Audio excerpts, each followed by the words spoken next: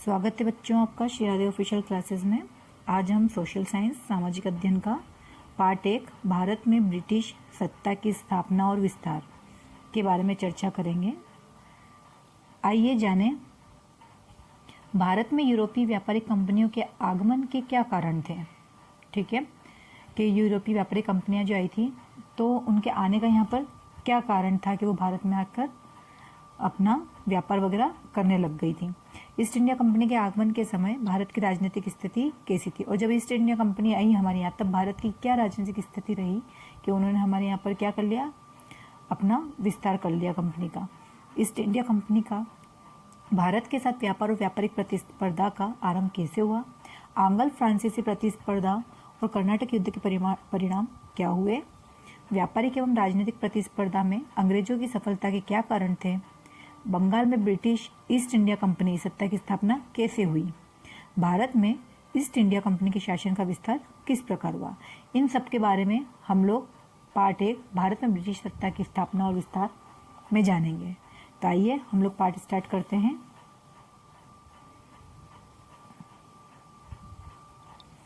सिकंदर द्वारा भारत पर आक्रमण के समय से भारत का इतिहास सतत संघर्ष का इतिहास रहा है।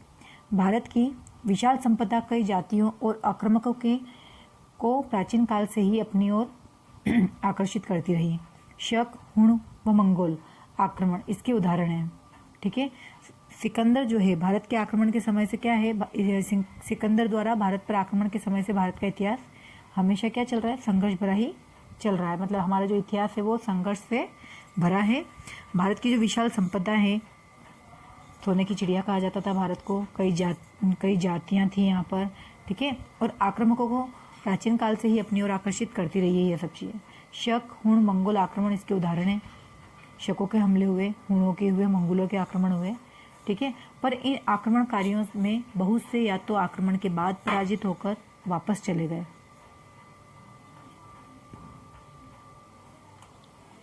अथवा यहाँ के सामाजिक और सांस्कृतिक जीवन में घुल मिल गए।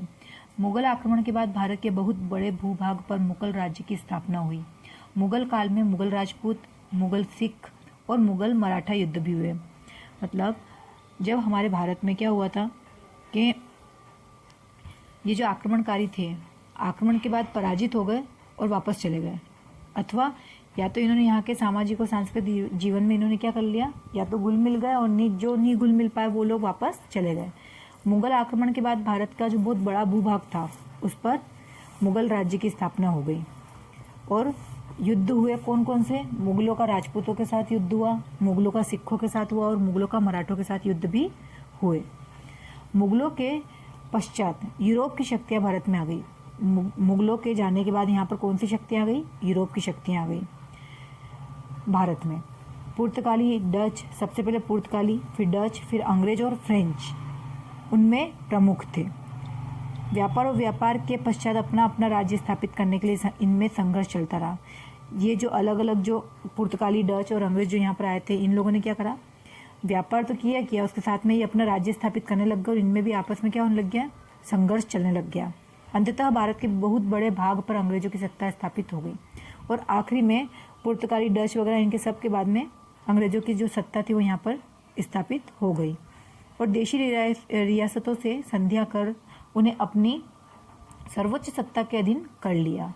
ठीक है, जो देशी रियासतें थी भारत में राजा महाराजाओं की, उनसे दोस्ती करके संधियां करके इन्होंने क्या करा, धीरे धीरे सर्वोच्च सत्ता के अधीन इन्होंने कर लिया देशी रियासतों को। स्वतंत्रता प्राप्ति के लिए अंग्रेजी शासनकाल में सभी ने मिलकर संघर्ष किया।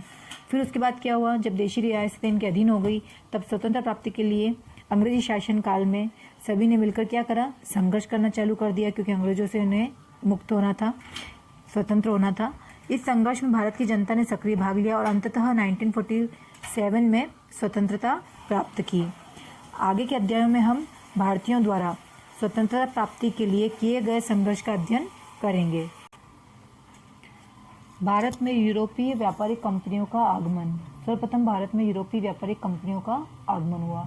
15वीं शताब्दी के यूरोप में घटित कुछ प्रमुख घटनाओं, कुस्तुनतुनिया पर तुर्कों का अधिकार, पुनर्जागरण आंदोलन, वैज्ञानिक एवं औद्योगिक क्रांति तथा भौगोलिक खोजों के प्रति आकर्षण ने ने भारत एवं पूर्व के देशों के प्रति यूरोपीय लोगों में नया आकर्षण उत्पन्न कर दिया। जो भारत में क्या हो रहा था, पुनर्जागरण आंदोलन, वैज्ञानिक औद्योगिक क्रांति जो हो रही थी, भौगोलिक खोजें हो रही थी, तो इन सब की वजह से क्या हो गया, यूरोपीय जो थे वो भारत की तरफ आकर्षित होने लग गए। यूरोप में हुई व्यापारिक एवं औद्योगिक क्रांति ने वहां के व्यापारियों को नया बाजार तलाशने के लिए विवश कर दिया। यूरोप में क्या हुआ था, व्यापारिक और औद्योगिक क्रांति होने लग गई थी। वहां पर क्या हो गया था, आपस में बहुत ज्यादा संघर्ष चल गया था, मतलब व्यापार में बहुत ज्यादा उतार चढ़ाव आने लग गए थे, प्रतिस्पर्धा होने लग गई थी। इस वजह से उन्होंने क्या करा कि दूसरी जगह जाकर व्यापार करने के लिए सोचा, तो वो क्या करने लगे, नया बाजार तलाशने लगे। पूर्व के लिए नवीन मार्गों की खोज का बीड़ा कोलंबस, वास्को डिगामा जैसे प्रसिद्ध नाविकों ने उठाया। मतलब पूर्व की तरफ से सबसे पहले जो नवीन मार्ग खोजा था, उस किसने खोजा था, कोलंबस ने और वास्को डिगामा। ऐसे ये प्रसिद्ध नाविक थे, इन्होंने पूर्व की तरफ से रास्ता खोजा ताकि ये समुद्र मार्ग से भारत की ओर आ सके। कोलंबस ने 1492 में अमेरिका में कोलंबस ने 1492 में अमेरिका तक पहुंचने के लिए मार्ग ढूंढा। बार्थोलोमियो डाइज ने 1487 ईस्वी में आशा अंतरिप तथा वास्को डिगामा ने 1498 में ईस्वी में भारत के पश्चिमी समुद्री तट कालीकट पहुंचा। सबसे पहले कौन पहुंचा, वास्को डिगामा, जो कि 1498 ईस्वी में भारत के पश्चिमी समुद्री तट कालीकट पहुंचा। कालीकट के राजा जामोरिन ने उसका स्वागत किया। अभी भारत में पुर्तगालियों का आगमन किस तरीके से हुआ। 1498 ईस्वी में वास्को डिगामा के भारत आगमन ने यूरोपीय व्यापारियों के लिए भारत का नया द्वार खोल दिया। सर्वप्रथम पुर्तगालियों का आगमन हुआ, यूरोपीय कंपनियों का आगमन हुआ, उसके बाद भारत में पुर्तगालियों का आगमन हुआ। इसमें वास्को डिगामा ने सबसे पहले क्या करा, नवीन मार्ग खोजा था भारत का। तो भारत आगमन ने यूरोपीय व्यापारियों के लिए भारत का द्वार खोल दिया। यूरोपीय व्यापारियों का भारत के राजा महाराजाओं ने विभिन्न भिन्न कारणों से स्वागत किया। जब यूरोपीय व्यापारी आए तो भारत के लोग क्या हो गए, राजा महाराजा बहुत खुश हो गए। उनको ऐसा लगा कि हमारे ये व्यापार करेंगे तो हमारे भारत को क्या मिलेगा, बढ़ावा मिलेगा, इसलिए वो लोग बहुत खुश हुए। उन्होंने अलग अलग तरीके से उनका स्वागत किया।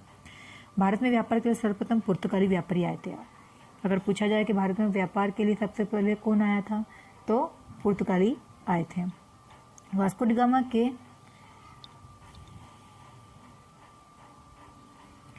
डिगामा के भारत आगमन से दोनों देशों के मध्य व्यापार के क्षेत्र में एक नए युग का आरंभ हो गया। 1500 ईस्वी में 13 जहाजों के बड़े बेड़े के साथ पेड्रो अल्वारेज कैब्रल भारत पहुंचा।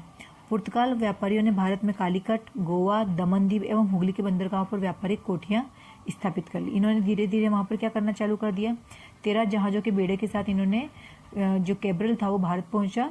और पुर्तगालियों ने क्या करा कि भारत के तो कालीकट, गोवा और दमनदीप में अपने अपने बंदरगाहों पर व्यापारिक कोठियां भी स्थापित करना चालू कर दी।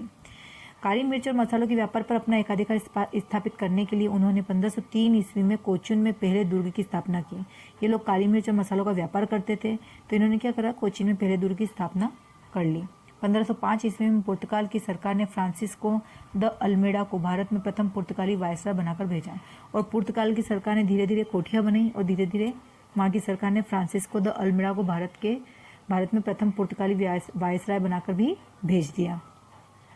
1509 ईस्वी में उसने पुर्तगाल सेना के बल पर द्वीप पर अधिकार कर लिया। और इसी तरीके से उसने जो कालीकट, गोवा, दमनदीप, जो यहाँ पर जो उसने व्यापारिक कोठियां बनाई थी, धीरे धीरे वो क्या करने लगे, द्वीपों पर भी अधिकार करने लग गया।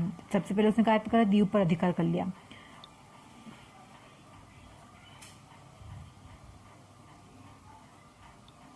में पुर्तगाली वायसराय अल्बुकर्क ने बीजापुर के शासक यूसुफ आदिल शाह से गोवा को छीन लिया।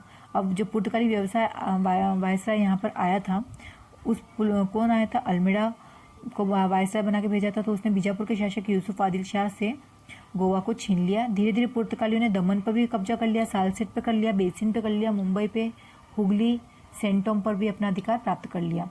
इस प्रकार 1515 ईस्वी तक पुर्तगाली व्यापारी भारत के साथ न केवल व्यापार पर एकाधिकार प्राप्त कर चुके थे, वरन उन्होंने समुद्री तटों पर भी अपना अधिकार और प्रशासन करना भी आरंभ कर दिया। उसके बाद जब पुर्तगालियों का यहाँ पर आगमन भी हो गया, अधिकार हो गया, उसके बाद में भारत में डचों का आगमन हुआ। डच हॉलैंड के निवासी थे। भारत से व्यापार करने के लिए हॉलैंड में 1602 ईस्वी में डच ईस्ट इंडिया कंपनी की स्थापना हुई। भारत में व्यापार पर अधिकार को लेकर डच व पुर्तगालियों के मध्य सैनिक संघर्ष। अब डच वहां पर व्यापार करने आए तो वहां पर पहले से ही पुर्तगालियों का अधिकार था, तो डच और पुर्तगालियों के बीच संघर्ष होना चालू हो गया, जिसमें पुर्तगाली शक्ति कमजोर हो गई। पुर्तगाली कमजोर पड़ गए और डचों का अधिकार होने लग गया। तो डचों ने शीघ्र गुजरात में कोरोमंडल समुद्र तट, बंगाल, बिहार, उड़ीसा में व्यापारिक कोठियां स्थापित की। उन्होंने अपना पहला कारखाना बनाया जो कि मछलीपट्टनम में था, खोला। डचों ने भारत के साथ मुख्यतः मसालों, नील, कच्चे रेशम, शीशा, चावल, अफीम का व्यापार किया। डचों ने जो था भारत के साथ काय का व्यापार किया? मसालों का, नील का, कच्चे रेशम का, शीशा, चावल, अफीम का व्यापार किया। डचों की प्रमुख फैक्ट्री पुलिकट में थी, जहां वह स्वर्ण मुद्रा पगोड़ा को ढालते थे। डचों ने भारत में स्वर्ण मुद्रा चलाई जिसका नाम क्या था? पगोड़ा। पगोड़ा नाम की जो स्वर्ण मुद्रा चली थी वो डचों ने ही भारत में चलाई थी, और ये काय की थी? सोने की थी, स्वर्ण। अंग्रेज ईस्ट इंडिया कंपनी के भारत आगमन से डच कंपनी के व्यापार को धक्का लग गया। अब डच कंपनी के बाद में जो कंपनी थी डच ईस्ट इंडिया कंपनी की स्थापना हुई थी। पुर्तगाली आए थे सबसे पहले, उसके बाद डच ईस्ट इंडिया कंपनी आ गई। अब उसके बाद में अचानक अंग्रेज ईस्ट इंडिया कंपनी भी भारत में आई, उससे डचों को क्या हुआ? धक्का लगा। 1759 ईस्वी में अंग्रेजों तथा डचों के मध्य वेदरा का युद्ध हुआ। डचों और अंग्रेजों के मध्य कौन सा युद्ध हुआ? वेदरा का युद्ध हुआ, जिसमें डच पराजित हुए, डच हार गए और उनकी शक्ति व्यापार को अत्यधिक धक्का लगा। धीरे धीरे जो डच थे उन्होंने ईस्ट इंडिया कंपनी की शक्ति भारत में समाप्त कर दी, मतलब डच भी वहां से हट गए। अब किसका यहाँ पर कब्जा हो गया था भारत पर? अंग्रेजी ईस्ट इंडिया कंपनी का। अब देखिए भारत में अंग्रेजी आगमन। अन्य यूरोपीय जातियों की भांति अंग्रेज भी भारत के साथ व्यापार के इच्छुक थे। जैसे वो लोग चाह रहे थे कि हम भारत पर कब्जा करें, भारत सोने की चिड़िया थी, यहाँ पर वैज्ञानिक औद्योगिक क्रांति वगैरह की वजह से वो लोग आकर्षित हो रहे थे। तो अब अंग्रेजों ने क्या सोचा कि हम भी क्यों ना भारत के साथ व्यापार करें। तो इंग्लैंड के प्रमुख पूंजीपतियों द्वारा 31 दिसंबर 1600 को ईस्ट इंडिया कंपनी की स्थापना की गई। पूंजीपतियों के द्वारा 31 दिसंबर 1600 को ईस्ट इंडिया की कंपनी की स्थापना की गई। इंग्लैंड की महारानी एलिजाबेथ प्रथम ने उसे 15 सालों के लिए एक चार्टर द्वारा व्यापारिक एकाधिकार प्रदान किया। अब इंग्लैंड की जो महारानी थी एलिजाबेथ प्रथम ने 15 सालों के लिए एक चार्टर्ड व्यापारिक एकाधिकार प्रदान किया। 1608 में कैप्टन हॉकिंस के नेतृत्व में प्रथम अंग्रेजी जहाजी बेड़ा भारत पहुंचा, और कैप्टन जो थे वहां के हॉकिंस, तो 1608 में वहां पर एक अंग्रेजी जहाजी बेड़ा भारत पहुंचा। उस समय मुगल सम्राट जहांगीर का शासन था। अब उस समय कौन से जहांगीर थे? मुगल सम्राट। जो मुस्लिम शासक थे वो जहांगीर थे। भारत में फ्रांसीसियों का आगमन। अब भारत में अंग्रेजों का आगमन था। अब हम बात करते हैं भारत में फ्रांसीसियों का आगमन। 1664 ईस्वी में फ्रांस में भारत के साथ व्यापार करने के लिए द इंड ओरिएंटल नामक कंपनी का निर्माण किया। अब जो फ्रांस था उसको भी भारत के साथ व्यापार करने का करने की इच्छा प्रकट करी उसने भी, फ्रांस ने भी। तो उसने द इंड ओरिएंटल नामक कंपनी का निर्माण किया। फ्रांसिस केरन के नेतृत्व में 1667 में फ्रांसीसियों का एक दल भारत के लिए रवाना हुआ। अब 1664 में उनकी इच्छा हुई कि हम भी क्यों ना वहाँ पर भारत के साथ व्यापार करें, तो उन्होंने एक कंपनी का निर्माण किया और 1667 में उनका एक दल भारत पहुंच गया। 1668 में सूरत में प्रथम फ्रांसीसी कोठी की स्थापना कर दी। अब उन्होंने 67 में एक दल भारत आया और 68 तक उन्होंने क्या कर दिया? एक कोठी की स्थापना कर दी। और 69 में मछलीपट्टनम में, 73 में पुडुचेरी में, और 90 और 92 में 1690 और 92 में बंगाल के चंद्रनगर में फ्रांसीसी कंपनी ने अपनी व्यापारिक कोठियों की स्थापना कर दी। फ्रांसीसी कंपनी ने पुडुचेरी में सामरिक दृष्टि से महत्वपूर्ण पोर्ट लुई किले का निर्माण करवाया। 1740 तक कंपनी का एकमात्र उद्देश्य भारत से व्यापारिक लाभ प्राप्त करना था, किंतु 1740 के बाद कंपनी ने भारत की राजनीतिक परिस्थितियों से लाभ उठाने का निश्चय किया। फ्रांसीसी गवर्नर डुप्ले ने इस दिशा में महत्वपूर्ण कार्य किए। डुप्ले के प्रयासों ने ब्रिटिश ईस्ट इंडिया कंपनी के साथ संघर्ष को जन्म दिया, जिसमें फ्रांसीसी पराजित हो गए और उन्हें भारत के साथ अपने व्यापार को धीरे धीरे समेटना पड़ा। तो 1740 के बाद क्या हुआ? कंपनी ने भारत की जो राजनीतिक परिस्थितियां थी उनका लाभ उठाने का निश्चय किया। ठीक है। अब फ्रांसीसी गवर्नर जो थे डुप्ले, उन्होंने इस दिशा में बहुत महत्वपूर्ण कार्य भी किए। डुप्ले के जो प्रयास थे वो ब्रिटिश ईस्ट इंडिया कंपनी के साथ संघर्ष को उन्होंने जन्म दिया, क्योंकि ये फ्रांसीसी थे और इन्होंने जो ब्रिटिश ईस्ट इंडिया कंपनी के जो थे उनके साथ इन्होंने संघर्ष को जन्म दे दिया, जिसमें फ्रांसीसी क्या हो गए, आपस में ब्रिटिश का और फ्रांसीसी क्या हो गया, आपस में इनका संघर्ष हो गया, क्योंकि ये बहुत महत्वपूर्ण कार्य करने लग गए थे फ्रांसीसी गवर्नर, तो जिससे क्या हो गया, इनके बीच में संघर्ष उत्पन्न पैदा हो गया। और संघर्ष के साथ साथ क्या हुआ कि फ्रांसीसी पराजित हो गए और उन्हें भारत के साथ अपने व्यापार को धीरे धीरे क्या करना पड़ा, समेटना पड़ा, हटना पड़ा वहां से। तो अब वहां पर कौन रह गए, ब्रिटिश। मुगल साम्राज्य के पतन और अंग्रेजों द्वारा इसका लाभ उठाना। जिस मुगल साम्राज्य की स्थापना बाबर ने 1526 में की थी, बाबर ने मुगल साम्राज्य की स्थापना कब की थी, 1526 में, जिसे अकबर ने अपने कार्यों के द्वारा शक्ति, प्रतिष्ठा, स्थायित्व प्रदान किया था, उसका औरंगजेब की मृत्यु के बाद पतन प्रारंभ हो गया। ठीक है, जो बाबर था उन्होंने 1526 में मुगल साम्राज्य की स्थापना करी और अकबर ने अपने कार्यों के द्वारा शक्ति, प्रतिष्ठा से उसका स्थायित्व तो प्रदान किया था। ठीक है, औरंगजेब की मृत्यु के बाद पतन प्रारंभ हो गया था। मुगल साम्राज्य की गद्दी प्राप्त करने के उत्तराधिकारियों में संघर्ष होने लगे। अब जो उत्तराधिकारी थे, जो पुत्र थे उनके, उन लोगों में क्या हो गए, संघर्ष प्रारंभ हो गया कि मैं गद्दी प्राप्त करूंगा। तो अलग अलग दावेदार वहां पर तो गद्दी प्राप्त करने के लिए सामने आने लगे। परिणाम स्वरूप मुगल शासकों को अपने समर्थक, सरदारों एवं अमीरों की गलत बातों को भी मानना पड़ा। परवर्ती मुगल शासक एक प्रकार से कठपुतली शासक बनकर रह गए, वे साम्राज्य के विघटन को नहीं रोक सके। इस काल में पतनशील मुगल साम्राज्य के प्रांतों में बंगाल, हैदराबाद, अवध, पंजाब, भरतपुर, पूना से लेकर ग्वालियर तक मराठा सरदारों के राज्य, मैसूर, कर्नाटक आदि अनेक स्वतंत्र राज्य खड़े हो गए। ठीक है, जो इस काल में पतनशील मुगल साम्राज्य के प्रांतों में जो पतनशील मुगल साम्राज्य थे, पतनशील, ठीक है, जिनका मतलब पतन होने लग गया था, तो उनमें उनके जो प्रांतों में बंगाल, हैदराबाद, अवध, पंजाब, भरतपुर, पूना से लेकर ग्वालियर तक मराठा सरदारों के राज्य, मैसूर, कर्नाटक आदि इनके स्वतंत्र राज्य खड़े हो गए। इन राज्यों ने मुगल साम्राज्य के पतन में महत्वपूर्ण योगदान दिया और जो मुगल साम्राज्य का पतन हुआ था वो इन्हीं राज्यों की वजह से हुआ। इनके जो राजा महाराजा थे उन्होंने मुगल साम्राज्य को हटाने के लिए, उनके पतन के लिए मतलब बहुत महत्वपूर्ण योगदान दिया। ईरान के शासक नादिर शाह और अफगान शासक अहमद शाह अब्दाली के आक्रमणों ने मुगल साम्राज्य के पतन को अवश्यंभावी बना दिया। इस स्थिति का लाभ अंग्रेजों द्वारा उठाया गया। ईस्ट इंडिया कंपनी का भारत के साथ व्यापार और व्यापारिक प्रतिस्पर्धा का प्रारंभ कैसे हुआ, तो देखिए 31 दिसंबर 1600 को ब्रिटेन की महारानी एलिजाबेथ प्रथम ने ईस्ट इंडिया कंपनी के भारत एवं पूर्वी देशों के साथ व्यापार के लिए 15 साल के लिए एक अधिकार पत्र, जिसको चार्टर, तो वो उन्होंने प्रदान किया था।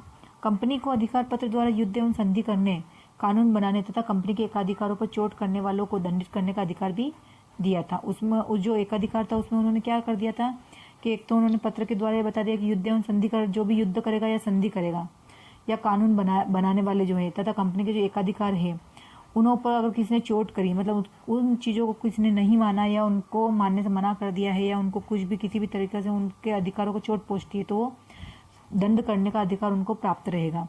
ईस्ट इंडिया कंपनी ब्रिटेन के कुछ पूंजीपतियों के द्वारा साझा व्यापार के लिए बनाई गई थी। जो ईस्ट इंडिया कंपनी थी वो ब्रिटेन के जो कुछ पूंजीपति थे उनके द्वारा आपस में साझा व्यापार जो लेन देन करने के लिए बनाई गई थी। कंपनी का प्रमुख उद्देश्य अधिक से अधिक मुनाफा अर्जित करना था। अंग्रेजों की दृष्टि में मुनाफा अर्जित करते समय उचित तथा अनुचित तरीकों का उपयोग करना गलत नहीं था।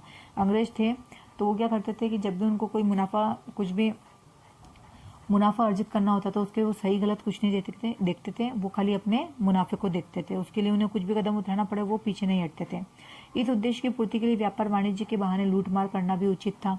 व्यापार तथा लूटमार के तरीकों से कंपनी मालामाल हो गई। अब जो व्यापार वाणिज्य हो रहा था इसके बहाने वो क्या करने लग गए थे, लूटमार भी कर रहे थे, लेकिन वो भी उनकी नज़र में उचित था, सही था।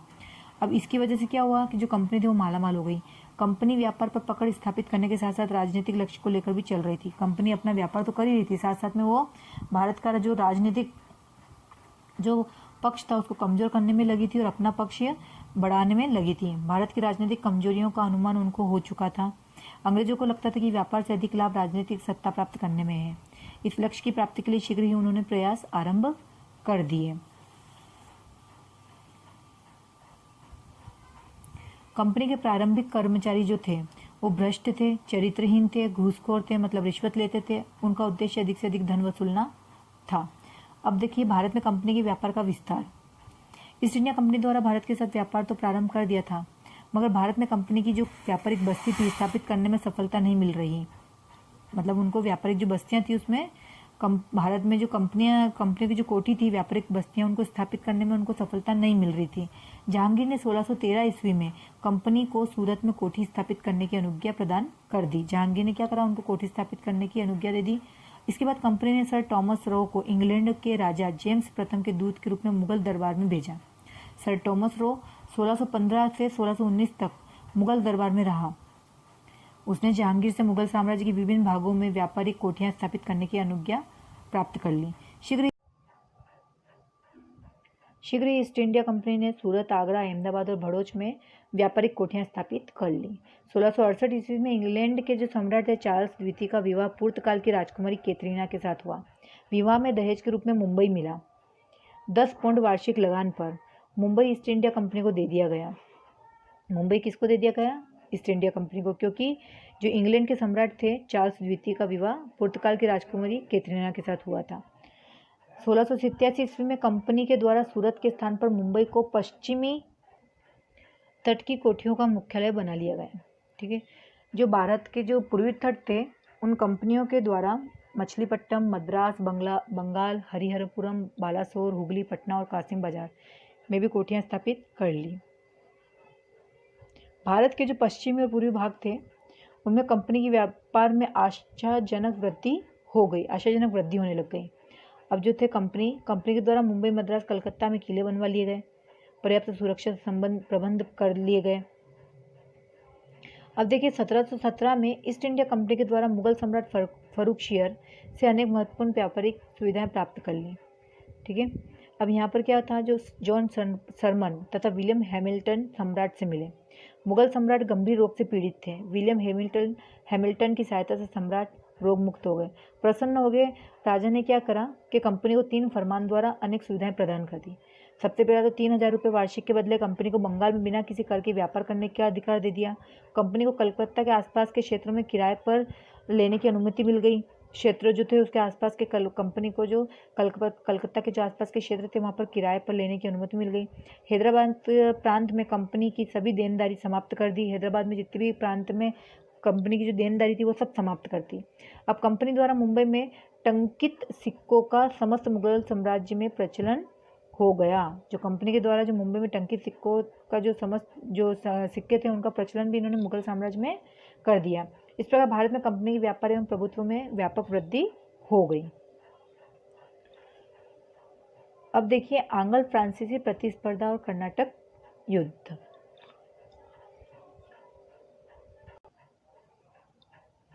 आंग्ल फ्रांसीसी प्रतिस्पर्धा और कर्नाटक युद्ध। इसमें आंग्ल फ्रांसीसी व्यापारिक प्रतिस्पर्धा शीघ्र ही युद्ध में परिवर्तित हो गई।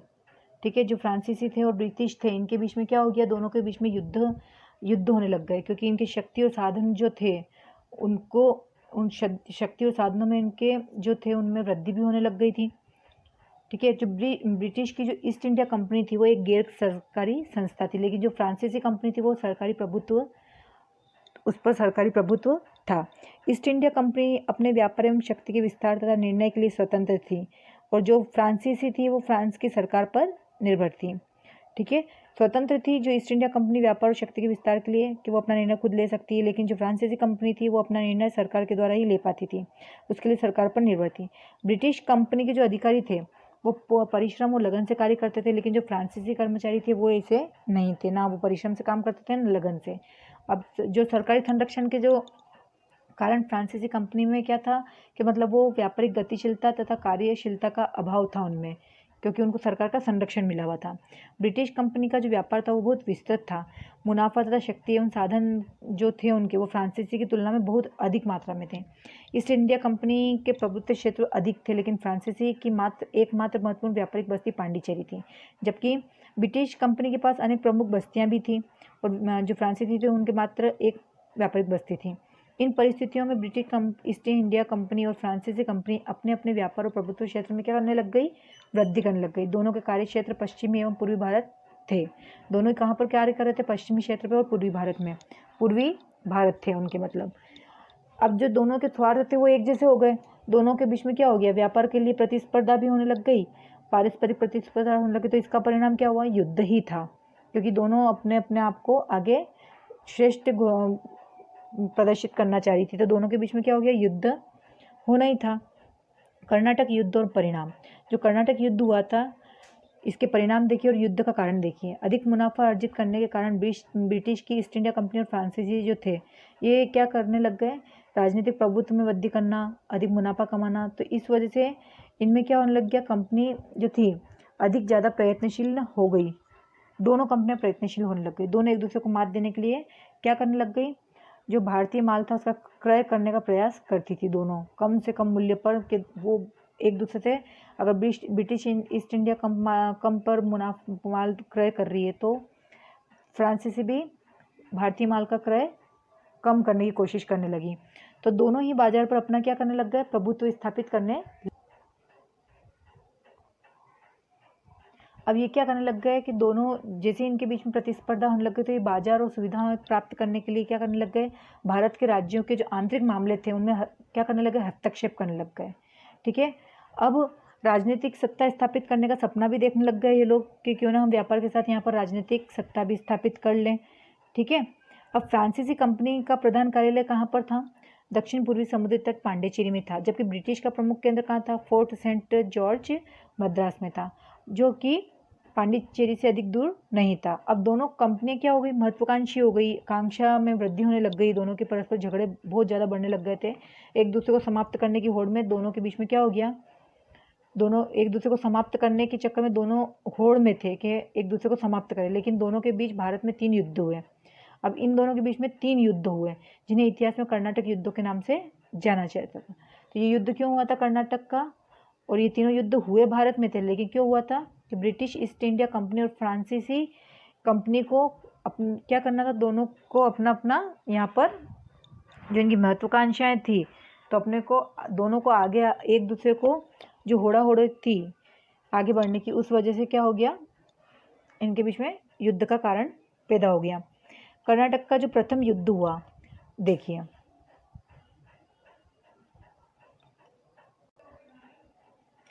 कर्नाटक मुगल साम्राज्य का एक सूबा रह चुका था। जो कर्नाटक था वो मुगल साम्राज्य का था, एक सूबा था जो स्वतंत्र हो चुका था।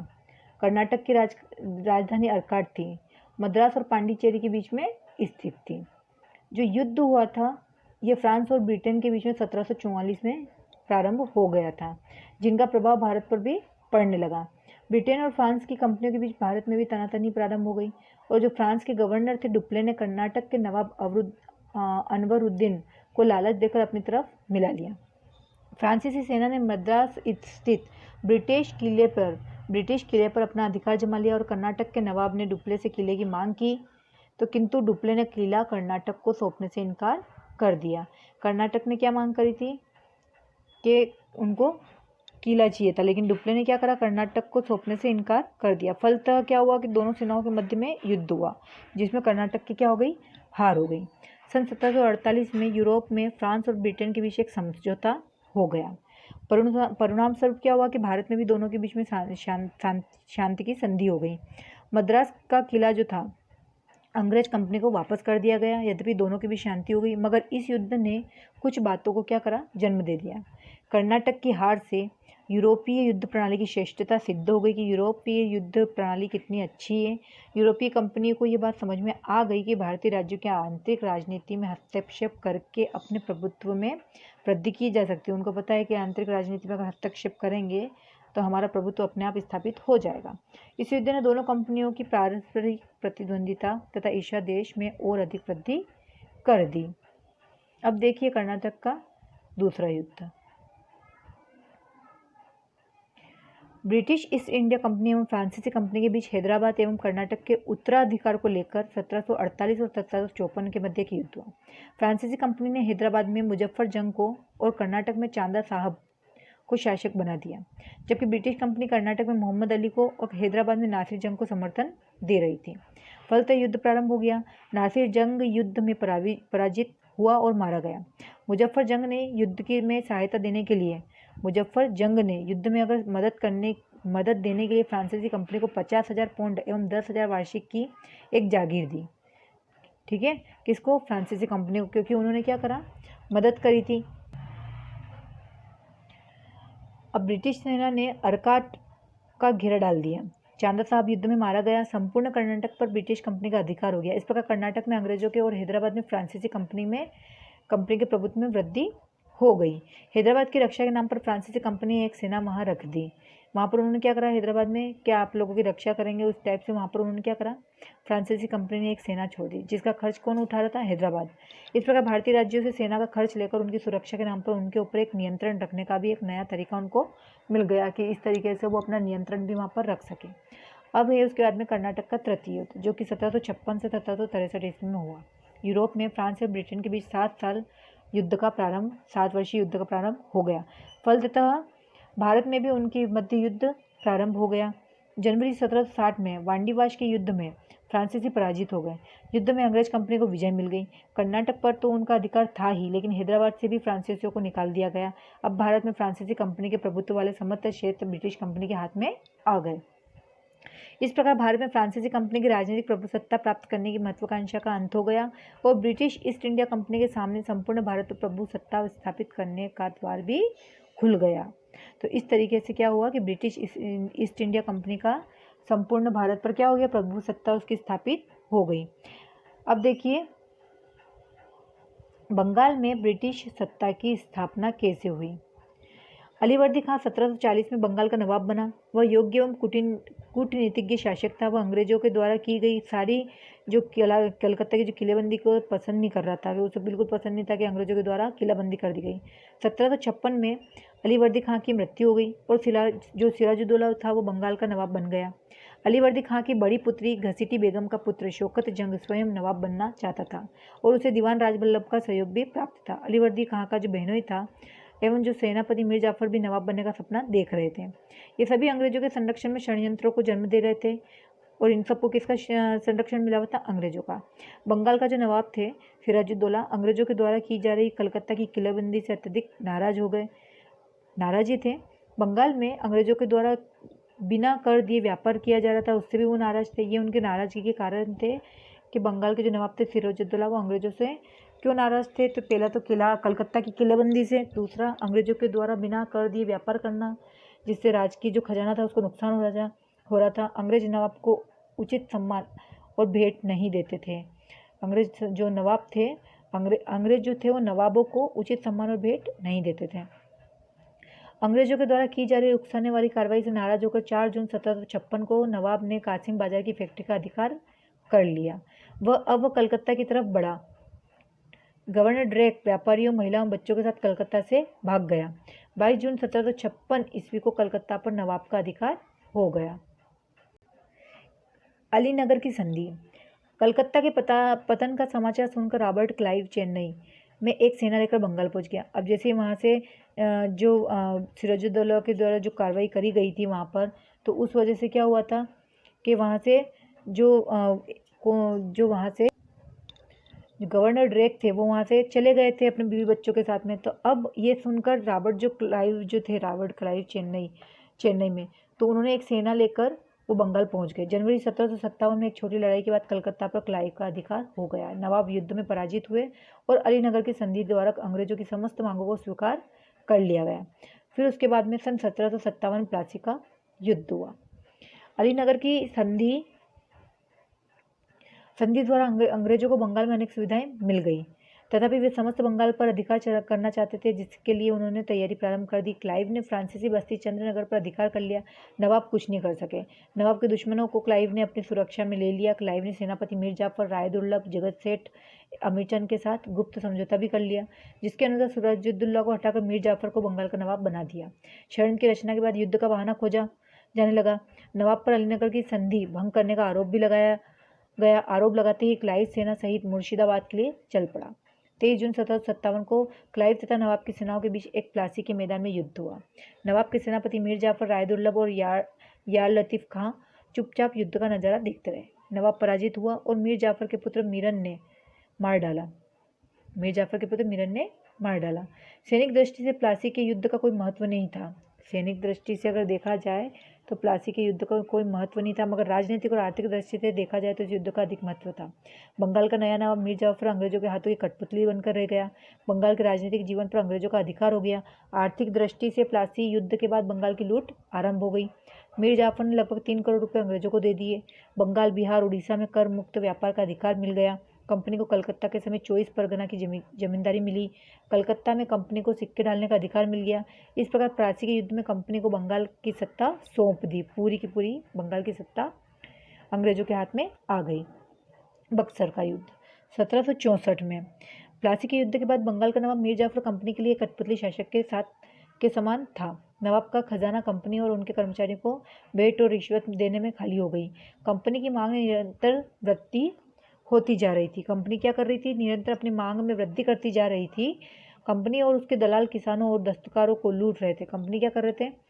उसके दलाल कंपनी और उसके जो दलाल थे वो किसानों को और दस्तकारों को लूट रहे थे। कंपनी कम से कम मूल्य पर दस्तकारों को अपना सामान विक्रय करने के लिए विवश करती थी।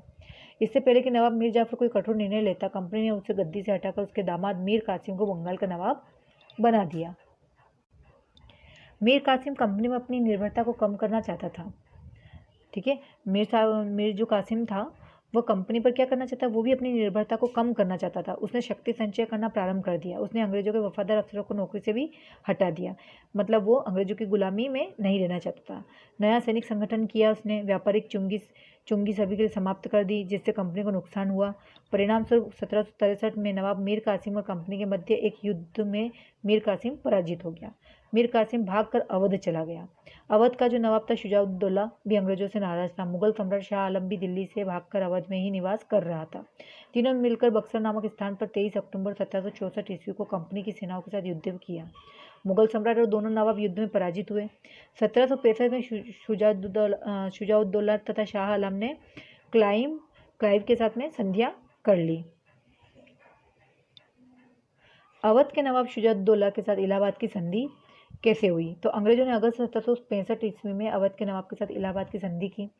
उसमें अवध के नवाब से 50 लाख रुपए युद्ध के हर्जाना के रूप में लेकर अंग्रेज उसे अवध का जो राज्य था वो लौटा देंगे, ये कहकर उससे 50 लाख रुपए ले लिए। कड़ा और इलाहाबाद तथा उसके आसपास का क्षेत्र अवध से पृथक कर मुगल बादशाह शाह आलम को दिया जाएगा। चुनार का दुर्ग अंग्रेजों को मिलेगा। अंग्रेजों को अवध की सीमाओं के भीतर बिना कर दिए व्यापार की सुविधा मिलेगी। तो ये सब क्या थे? इलाहाबाद की संधि की कुछ शर्तें थी। मुगल बादशाह शाह आलम के साथ संधि। अवध से कड़ा व इलाहाबाद तथा उसके आसपास के क्षेत्र लेकर मुगल बादशाह को दे दिए गए। अंग्रेजों ने मुगल बादशाह को 26 लाख रुपए दिए। वार्षिक देना स्वीकार भी कर लिया। ठीक है, इस सहायता के बदले मुगल बादशाह ने 12 अगस्त 1765 को एक फरमान द्वारा अंग्रेजों को बंगाल, बिहार, उड़ीसा की दीवानगी का अधिकार भी दे दिया। इस प्रकार मुगल बादशाह अंग्रेजों का आश्रित हो गया और अवध उनका मित्र बन गया। अवध से मित्रता हो जाने के कारण कंपनी को मराठों के आक्रमण का डर नहीं था। मीर जाफर को पुनः बंगाल का नवाब बना दिया गया। भारत में ईस्ट इंडिया कंपनी की सत्ता का विस्तार कैसे हुआ? तो बंगाल पर आधिपत्य जमाने के पश्चात अंग्रेजों ने दक्षिण की ओर दृष्टि डाली। दक्षिण भारत के उस समय मराठे, हैदराबाद का निजाम, मैसूर में हैदर अली, ये 3 प्रमुख सत्ताएं थीं। इन तीनों सत्ताओं को एकजुट होने से रोकना यह अंग्रेजों का ध्येय बन गया। उन्होंने निजाम को मराठे व हैदर अली से बचाने का लालच दिखाकर और कुछ प्रादेशिक लाभ देकर अपनी ओर मिला लिया। अंग्रेज मैसूर संघर्ष। मैसूर के वाडियार राजा दुर्लभ हो चुके थे। उनके योग्य तथा कुशल सेना नायक हैदर अली ने राजा को पदच्युत करके सत्ता पर अधिकार कर लिया। पदच्युत मतलब होता है पद से हटाना। हैदर अली अंग्रेजों के बढ़ते प्रभाव के कारण शंकित था। सत्ता की प्रतिस्पर्धा में अंग्रेज तथा मैसूर के बीच में सन 1767 से 1799 ईस्वी तक 4 युद्ध लड़े। प्रथम युद्ध प्रथम जो युद्ध था वॉरेन हेस्टिंग्स के काल में हुआ। इसमें हैदर अली विजयी रहा और विवश होकर अंग्रेजों ने उससे संधि कर ली। संधि की शर्तों के अनुसार अंग्रेजों ने हैदर अली को आश्वासन दिया कि वे मैसूर और मराठों द्वारा आक्रमण किए जाने की स्थिति में सहायता देंगे, किंतु अंग्रेजों ने इस आश्वासन को नहीं निभाया। इस कारण दूसरा मैसूर युद्ध हुआ, जिसमें फ्रांसीसी कंपनी ने हैदर अली की सहायता की। इसी बीच हैदर अली की मृत्यु हो गई। उसके पुत्र टीपू सुल्तान ने युद्ध जारी रखा। अपनी स्थिति दुर्लभ होती देख टीपू ने अंग्रेजों से संधि कर ली। टीपू अंग्रेजों को कट्टर विरोधी था। टीपू क्या था? अंग्रेजों का कट्टर विरोधी था। उसने मुकाबला करने के लिए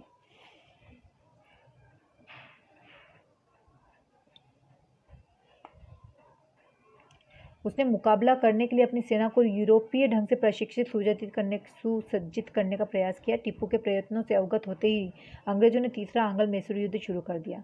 निजाम तथा मराठे अंग्रेजों से मिले हुए थे, इस कारण टीपू अकेला लड़ता रहा। अंग्रेजों ने उसे पराजित कर दिया। संधि के अनुसार टीपू को अपने राज्य का महत्वपूर्ण भाग अंग्रेजों को सौंपना पड़ा। कुछ समय पश्चात टीपू ने एक बार फिर पुनः अपनी स्थिति को सुदृढ़ करने का प्रयत्न शुरू कर दिया। उसने अपने दूत अरब, काबुल, कुस्तुनतुनिया, फ्रांस व मॉरिशस भेजकर सहायता प्राप्त करने का प्रयास किया। उस समय कंपनी का गवर्नर जनरल लॉर्ड वेलेस्ली था। अपनी विस्तारवादी नीति के अंतर्गत वेलेस्ली ने टीपू के विरुद्ध चौथा आंग्ल मैसूर युद्ध छेड़ दिया। अपनी राजधानी की रक्षा करते हुए टीपू वीरगति को प्राप्त हो गए और मैसूर पर अंग्रेजों का वापस कब्जा हो गया।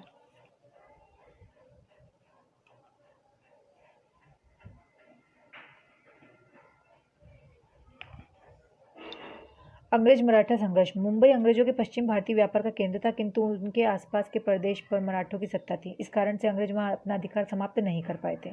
मैसूर के पश्चात केवल मराठों की सत्ता अंग्रेजों के लिए एकमात्र चुनौती थी।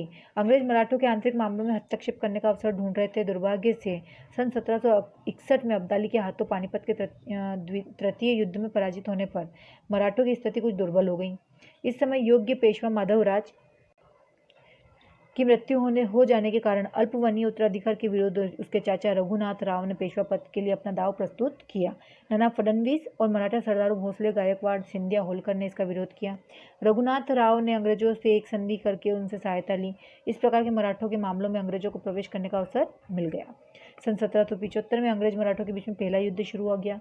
इस युद्ध में मराठा सरदार एक साथ होने के कारण युद्ध अनिर्णित रहा और आने वाले लगभग 20 वर्ष तक दोनों में शांति बनी रही। दूसरा अंग्रेज मराठा युद्ध हुआ लॉर्ड वेलेस्ली के समय में लड़ा गया, जब तत्कालीन पेशवा बाजीराव द्वितीय ने अंग्रेजों की सहायक संधि स्वीकार कर ली और अंग्रेजों से सैनिक सहायता प्राप्त करने के लिए बदले में पेशवा ने उसकी सभी शर्तें भी स्वीकार कर ली। शक्तिशाली मराठा सरदारों भोसले, सिंधिया ने मराठा राज्य की स्वतंत्रता बनाए रखने के लिए अंग्रेजों के विरुद्ध 1803 में एक युद्ध छेड़ दिया। महत्वपूर्ण युद्ध लड़े गए, किंतु अंग्रेजी सेना के सामने वे टिक न सके। अंततः दोनों सरदारों को अंग्रेजों से क्या करना पड़ी? संधि करने के लिए वो विवश हो गए। आरंभ में होलकर इस युद्ध से अलग रहा था, किंतु उसने शीघ्र ही स्वतंत्र रूप से युद्ध शुरू कर दिया और राजस्थान से भरतपुर के राजा ने उनका साथ दिया। अंग्रेजों की सेना ने यद्यपि होलकर को पराजित कर दिया, तथापि वे भरतपुर को ही नहीं जीत सके। अंत में अंग्रेजों ने उनसे भी शांति संधि कर ली। तीसरा और अंतिम अंग्रेज मराठा युद्ध सन 1817 से 1818 में लॉर्ड हेसिंगटन के शासनकाल में हुआ। पेशवा पूर्व में ही अंग्रेजों की सहायक संधि को स्वीकार कर चुका था, किंतु सन 1817 में ब्रिटिश रेजिडेंट ने उस पर नई सरकार सहायक संधि पर हस्ताक्षर करने के लिए दबाव डाला। साथ ही में पेशवा को बाध्य किया कि वो मराठा संघ का नेतृत्व छोड़ दे और पेशवा बाजीराव द्वितीय अंग्रेजों के निरंतर हस्तक्षेप से क्रुद्ध हो गया था। उसने युद्ध शुरू कर दिया। भोसले, होलकर ने भी युद्ध की घोषणा कर दी। भिन्न भिन्न लड़ाइयों में अंग्रेजों की सेना ने भोसले, होलकर और पेशवा को पराजित भी किया। पेशवा के राज्य का एक बड़ा शिवाजी के वंशज को सतारा में भी दे दिया गया और शेष अंग्रेजी राज्य में मिला लिया गया। अन्य मराठा सरदारों भोसले, होलकर, सिंधिया, गायकवाड़ की भी राजनीतिक और सैनिक शक्तियों में कटौती करके उनको अंग्रेजों के संरक्षण में राज्य करने का अधिकार मिला। इस प्रकार से मराठा शक्ति को नष्ट करके अंग्रेज भारत के प्रमुख सत्ताधीश बन गए। भारत में ब्रिटिश साम्राज्य के विस्तार में लॉर्ड वेलेस्ली, लॉर्ड हेस्टिंग्स और लॉर्ड डलहौजी का महत्वपूर्ण योगदान था। लॉर्ड वेलेस्ली ने सहायक संधि के द्वारा भारत के अनेक राज्यों को कंपनी के अधीन कर लिया। सहायक संधि में निम्नलिखित बातें सम्मिलित थी। सहायक संधि अपनाने वाले भारतीय राज्य को अपनी सुरक्षा के लिए ब्रिटिश सेना एक टुकड़ी को अपने राज्य की सीमाओं में रखना होता था। ब्रिटिश सेना के खर्च के लिए संधि स्वीकार करने वाले राज्य को एक निश्चित राशि अथवा अपने भू राज्य का एक भूभाग कंपनी को देना होता था। भारतीय शासक को अपने दरबार में एक अंग्रेज अफसर को भी रखना होता था। भारतीय शासक के कार्यों में हस्तक्षेप किया करता था। लॉर्ड डलहौजी की विलय नीति क्या थी? भारतीय राज्य के प्रत्यक्ष रूप से कंपनी के अधीन करने के लिए गवर्नर जनरल लॉर्ड डलहौजी ने एक हड़प नीति का अनुसरण किया। उसने क्या करा कि भारतीय राज्यों के जो दत्तक पुत्र लेने की जो प्रथा थी उस पर रोक लगा दी कि जो शासक बिना पुत्र के मर जाएगा उस राज्य को ब्रिटिश शासन अपना अंग बना लेगा। तो ऐसे राज्यों में झांसी, नागपुर, सतारा प्रमुख थे। मैसूर और पंजाब विस्तृत राज्यों को युद्ध द्वारा ब्रिटिश शासन का अंग बना लिया गया। तो ये उनकी क्या थी? एक विलय नीति थी कि किस तरीके से वो उन्होंने दत्तक पुत्र की जो प्रथा थी उसको समाप्त कर दी। इस तरीके से उसने राज्य पर कब्जा करना शुरू कर दिया। लॉर्ड डलहौजी की जो विलय नीति थी, इसके द्वारा क्या हुआ कि विरोध की चिंगारियां भड़की और 1857 ईस्वी का स्वतंत्रता संग्राम आरंभ हुआ। व्यापारिक एवं राजनीतिक प्रतिस्पर्धा में अंग्रेजों की सफलता के कारण कर्नाटक युग में मिली सफलता ने अंग्रेजों को व्यापारिक प्रतिस्पर्धा में विजय बना दिया। प्लासी बक्सर के युद्ध जो थे उसमें अंग्रेज कंपनी को भारतीय राजनीतिक सत्ता पर अधिकार दे दिया गया। एक कारण ये भी था।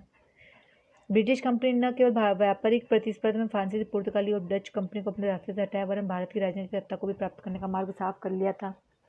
ठीक है। प्लासी और बक्सर के युद्ध में विजय प्राप्त करके बंगाल, बिहार, उड़ीसा, अवध के नवाब तथा मुगल सम्राट शाह आलम द्वितीय को अपने आश्रित कर लिया था। इसके साथ साथ अनेक छोटे छोटे राज्यों पर भी उसने स्थापना कर ली थी ब्रिटिश कंपनी ने। सैनिक शक्ति, जिनकी सैनिक शक्तियाँ जो कम थी, उनको लालच दे देकर उन्होंने क्या करा था, अपना अंग बना लिया था। अब राजा कहते थे विलासिता और अहंकार में डूबे हुए रहते थे। उन्हें न तो अपने पड़ोसी राज्यों की गतिविधियों की चिंता थी और न ही अपनी प्रजा के दुखों की चिंता थी।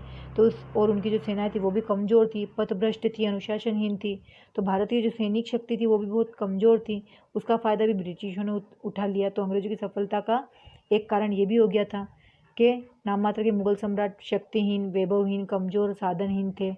इस वजह से भी अंग्रेजों की सफलता का कारण बना, क्योंकि ब्रिटिश कंपनी ने क्या करा, भारतीयों की दुर्बलताओं का फ़ायदा उठाया और अपनी सफलताओं का मार्ग क्या कर लिया, उन्होंने साफ कर लिया। ठीक है। ब्रिटिश कंपनी ने भारतीय राजाओं नवाबों की राजनीतिक जो उदासीनता थी, जो स्पर्धा चल रही थी, प्रतिस्पर्धा का भी लाभ उठा लिया उन्होंने क्या करा, किसी भी एक राज्य के सैनिक को धन की सहायता देकर दूसरे राज्य को कमजोर करके या अपनी तरफ मिलाकर उसने ये एक सफलता का कारण ये भी बना लिया। फूट डालो और राज्य करो की नीति भी उन्होंने अपना ली। फूट डालो और शासन करो की नीति अपनाने लग गए। अंग्रेजों की सफलता का कारण उनके हल्के और छोटे हथियार भी थे और प्रशिक्षित सेनाएं भी थी। उनके पास एक अच्छा तोपखाना था जो उनकी विजय का कारण बना। 18वीं शताब्दी में भारत में राजनीतिक अराजकता, राजनीतिक बिखराव, केंद्र का कमजोर होना आदि ऐसे तत्व थे जिन्होंने ब्रिटिश कंपनी को सफलता प्रदान की। मराठे जिनसे अपेक्षा थी कि तत्कालीन अराजकता के दौर में राजनीतिक स्थिरता कायम कर पाएंगे, आपसी संघर्ष में उलझे थे। अतः वे अपेक्षा को पूरा नहीं कर सके। अंत में इतना कहा जा सकता है कि ब्रिटिश कंपनी को मिली सफलता उनकी अपनी योग्यता में नहीं वरन भारत की राजनीतिक कमजोरियों की वजह से थी। आइए अब पार्ट 1 के कुछ क्वेश्चन आंसर्स देखते हैं। इलाहाबाद की जो संधि थी वो किसके साथ हुई थी? मीर कासिम, नवाब नजमुद्दौला, बहादुर शाह जफर या शुजाउद्दौला? तो किसके साथ हुई थी? शुजाउद्दौला। निम्नलिखित में से कौन सी व्यापारिक कंपनी भारत नहीं आई थी? पुर्तगाली आई थी, डच आई थी, फ्रांसीसी भी आई थी, लेकिन अमेरिकन नहीं आई थी। डचों द्वारा भारत में बनाई गई प्रमुख फैक्ट्रियाँ कहाँ थी? गोवा में, दमन में, पुलिकट में या दीव में? तो फैक्ट्री कहाँ पर बनाई थी उन्होंने डचों ने? तो पुलिकट में। चौथा नंबर देखिए, 1615 ईस्वी में सर थॉमस रो को राजदूत बनाकर कहाँ भेजा गया था? इंग्लैंड, अमेरिका, फ्रांस या भारत? तो इसका राइट आंसर रहेगा भारत। प्रथम 2 कर्नाटक युद्धों के समय भारत में फ्रांसीसी गवर्नर कौन था? डुप्ले। कौन था? डुप्ले। भारत में सर्वप्रथम यूरोपीय जाति का आगमन हुआ था। ठीक है, तो कौन आया था सबसे पहले? कौन सी यूरोपीय जाति आई थी? तो भारत में सबसे पहले कौन सी यूरोपीय जाति आई थी? पुर्तगाली। ठीक है। सेकंड नंबर पर देखिए, 1498 ईस्वी में भारत में आने वाला यूरोपीय कौन था? वास्को डी गामा, क्योंकि इसने समुद्री मार्ग खोजा था सबसे पहले। वास्को डी गामा का गोवा, दमन और दीव पर अधिकार था। किसका? पुर्तगालियों का। किसका? पुर्तगालियों का। ईस्ट इंडिया कंपनी की स्थापना के लिए की गई थी। तो ये सब यहाँ पर क्यों आ रहे थे? आकर्षण क्या था इनका? कि औद्योगिक क्रांति, एक तो औद्योगिक क्रांति हो गई थी, दूसरा क्या था, भारत को जो सोने की चिड़िया कहते हैं। तो इस हिसाब से इन्होंने भारत में व्यापार करने का सोचा ताकि इनका क्या हो सके, व्यापार में वृद्धि हो सके। प्लासी के युद्ध के समय बंगाल का नवाब कौन था? सिराजुद्दौला।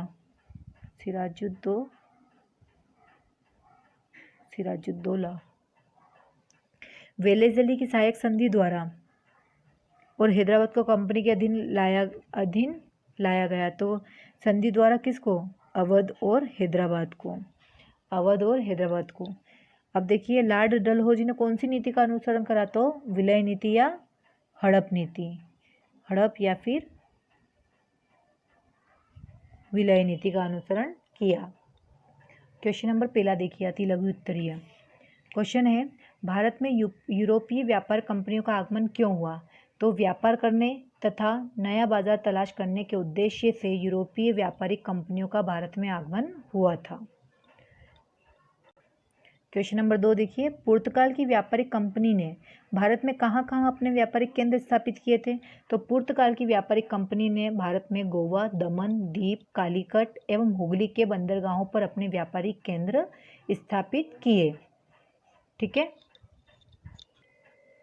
भारत में डचों ने किस नाम की स्वर्ण मुद्रा चलाई थी, तो भारत में डचों ने पगोड़ा नाम की स्वर्ण मुद्रा चलाई थी, पगोड़ा नाम की स्वर्ण मुद्रा, सोने की मुद्रा। क्वेश्चन नंबर 4 देखिए, सहायक संधि की नीति किस गवर्नर जनरल द्वारा अपनाई गई थी, तो सहायक संधि की नीति ब्रिटिश भारत के गवर्नर जनरल लॉर्ड वेलेजली द्वारा अपनाई गई। क्वेश्चन नंबर 5, भारत में अंग्रेजों की विजय के 2 कारण लिखिए, तो कारण पहला है भारत की राजनीतिक स्थिति बिखरी हुई एवं अत्यंत कमजोर थी, जिसका लाभ अंग्रेजों ने उठाया, और दूसरा कारण अंग्रेजों के पास आधुनिक हथियार थे, प्रशिक्षित सेना थी तथा एक अच्छा तोपखाना था जो उनकी विजय का कारण बना। लघु उत्तरीय देखिए, डच कंपनी के द्वारा भारत में किए गए व्यापारिक कार्यों का उल्लेख कीजिए, तो डचों ने भारत के साथ मुख्यतः मसालों, नील, कच्चे रेशम, शीशा, चावल एवं अफीम का व्यापार किया था। अब देखिए क्वेश्चन नंबर 2, यूरोपीय व्यापारिक कंपनियों के मध्य प्रतिस्पर्धा के क्या कारण थे, तो यूरोप में हुई व्यापारिक एवं औद्योगिक क्रांति तथा भौगोलिक खोजों के प्रति आकर्षण ने वहां के व्यापारियों को नया बाजार तलाशने के लिए विवश कर दिया। यूरोपीय व्यापारिक कंपनियों के मध्य प्रतिस्पर्धा का मुख्य कारण यही रहा। देखिए क्वेश्चन नंबर 3, सहायक संधि की शर्तें लिखिए, तो क्या शर्तें थी उनकी। पहली शर्त थी, सहायक संधि अपनाने वाले भारतीय राज्य को अपनी सुरक्षा के लिए ब्रिटिश सेना की एक टुकड़ी को अपने राज्य की सीमाओं में रखना होता था। संधि स्वीकार करने वाले राज्य को ब्रिटिश सेना के खर्च के लिए एक निश्चित धनराशि तथा अपने राज्य का भूभाग कंपनी को देना होता था। और तीसरा था, भारतीय शासक के कार्यों में हस्तक्षेप करने के लिए भारत शासक को दरबार में एक अंग्रेज अफसर भी रखना होता था, जो कि उनके कार्यों में क्या कर सकेगा, भारतीय शासक के कार्यों में हस्तक्षेप करेगा, इसलिए उनको एक अंग्रेज अफसर रखना पड़ता था। दीर्घ उत्तरीय देखिए, फर्स्ट क्वेश्चन है कर्नाटक युद्धों के कारण लिखिए, तो देखिए कर्नाटक युद्धों के कारण क्या थे। ब्रिटिश ईस्ट इंडिया कंपनी और फ्रांसीसी कंपनी दोनों अधिक मुनाफा अर्जित करने, राजनीतिक प्रभुत्व में वृद्धि, एक दूसरे को हराने के लिए कम से कम मूल्यों पर भारतीय माल क्रय करने का प्रयास करने लगी। साथ ही साथ भारतीय राज्यों के आंतरिक मामलों में हस्तक्षेप करने लगी। दोनों कंपनियों की महत्वाकांक्षा में वृद्धि और परस्पर झड़प कर्नाटक युद्धों का कारण बना।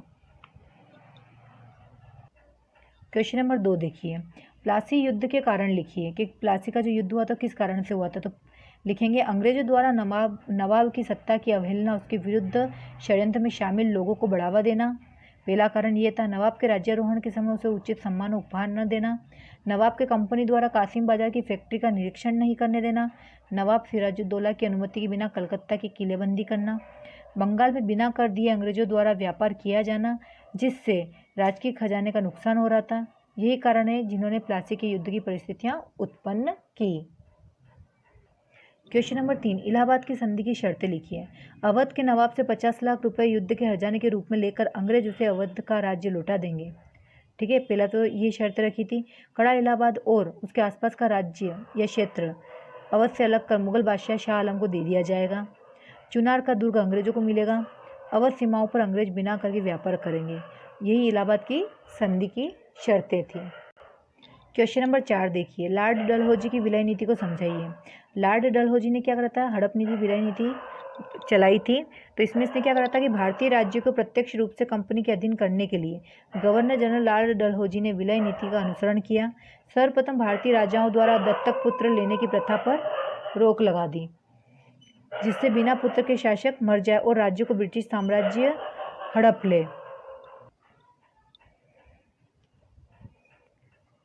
इसमें क्या हुआ था, सेकंड नंबर पे 1856 ईस्वी में अवध के नवाब पर कुशासन का आरोप लगाकर ब्रिटिश शासन का भी अंग बना लिया गया था। तो ये क्या थी, लॉर्ड डलहौजी की विलय नीतियाँ थी।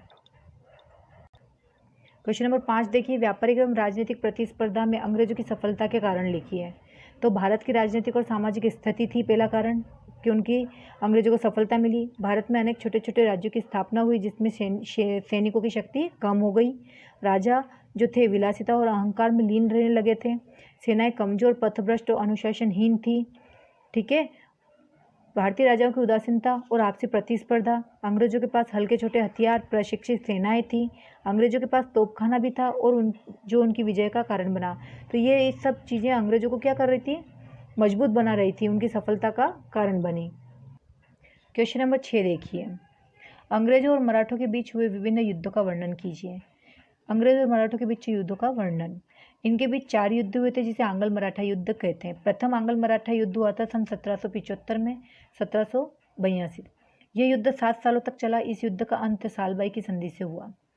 फिर था द्वितीय आंग्ल मराठा युद्ध जो कि 1803 में। यह युद्ध अंग्रेजों और पेशवा बाजीराव सिंधिया और भोसलों ने मिलकर लड़ा और युद्ध के बाद पेशवा, सिंधिया और भोसलों ने सहायक संधि स्वीकार कर ली। तृतीय आंग्ल मराठा युद्ध जो कि 1804 से 1805 तक चला। इस युद्ध में होलकर ने मराठों की एक संयुक्त सेना के साथ अंग्रेजों को पराजित कर दिया। फिर चला चतुर्थ आंग्ल मराठा युद्ध। फिर क्या चला, चतुर्थ आंग्ल मराठा युद्ध जो कि 1817 में हुआ। इस युद्ध में मराठों की हार हुई। पूना पर अंग्रेजों का अधिकार हो गया और पेशवा को पेंशन देकर बिठूर भेज दिया गया। तो ये थे अंग्रेजों और मराठों के बीच युद्ध के कारण जिन्होंने 4 युद्धों को जन्म दिया या उत्पन्न किया। तो बच्चों, सामाजिक अध्ययन का पाठ एक भारत में ब्रिटिश सत्ता की स्थापना और विस्तार हमारे यहाँ पर कंप्लीट होता है। इसमें पूरे पाठ की रीडिंग के साथ साथ आपको क्वेश्चन आंसर भी करवाए गए हैं। तो अगर आपको मेरी वीडियो पसंद आए तो please like and share and subscribe करना ना भूलें।